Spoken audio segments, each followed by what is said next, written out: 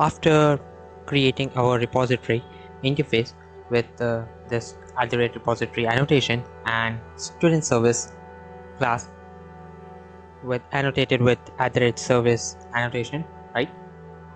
We will go further by let's see. So we have done @service annotation, which is used for implementing our business logic, right? And repository annotation used to create and manipulate data. For repository, we will create an Java interface which will extend the other repository interface. Like some of them are @JPA repository. So we will extend a class start. So if you see to the things, whenever we will hit this type of URL, this is our API. So whenever this will call, it will ask some. For that, we'll be needing some elements or some entities which will be requested using this annotation @request body, okay, for requesting different entities which we will be taking using student entity. So if you code this, you will see that we have created this entity, that is a entity class, that is I have created using, we have fields like ID, name, address, contact, district, state, email. As I have kept ID for generating type auto, so it will be created automatically, okay. But for the fields we have to create, like we have to give a value for name, for address we have to give a particular value, we have to give a particular value for contact, then district, then state, then email ID, okay.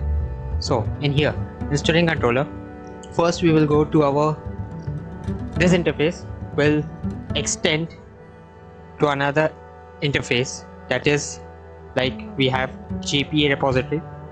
So what is a JPA repository? I have just told you.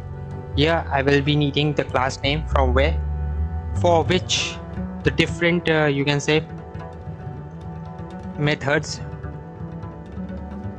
this is the class for which the different methods will run. And for here, for ID, we have to use the particular type which we give in our entity class, that is here I use long, so I have to use here the type of the ID, that is long. I have to give the class name, okay. I will save this, and here our repository is almost ready, okay. User made, that is I have created, extends a particular inbuilt JPA repository, and it consists of different methods.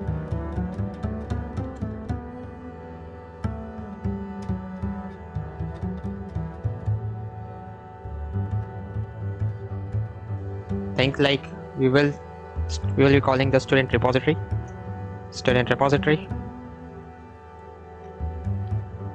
and I will be creating an object, student repo, okay. And I will just import this, okay. Also you will be seeing that in service class I have created a private variable of different class. I am calling it, right, Spring provides us loose coupling, okay.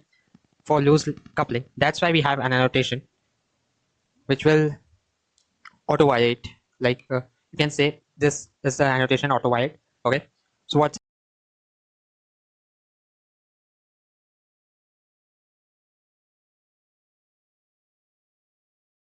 so if you want to see what is auto-wired, you can just go here and this you will see that it's an interface. It's also an interface.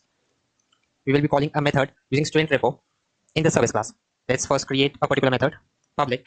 This only helps us to run the code easily and keep the code and keep the different classes interaction loosely coupled, okay.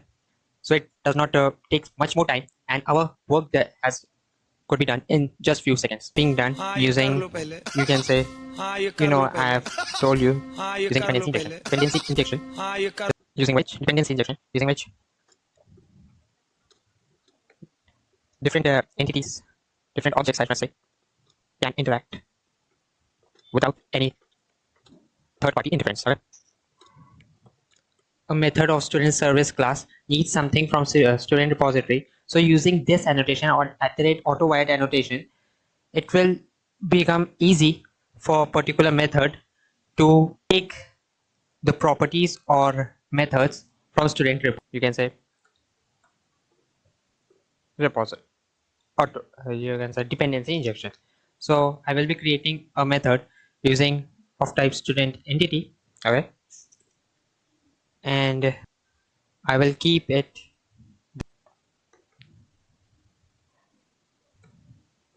and here I will be giving the parameter of student entity only, students.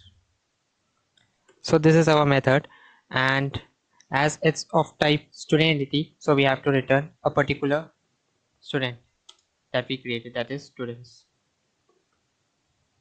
This is one of the methods we will be calling.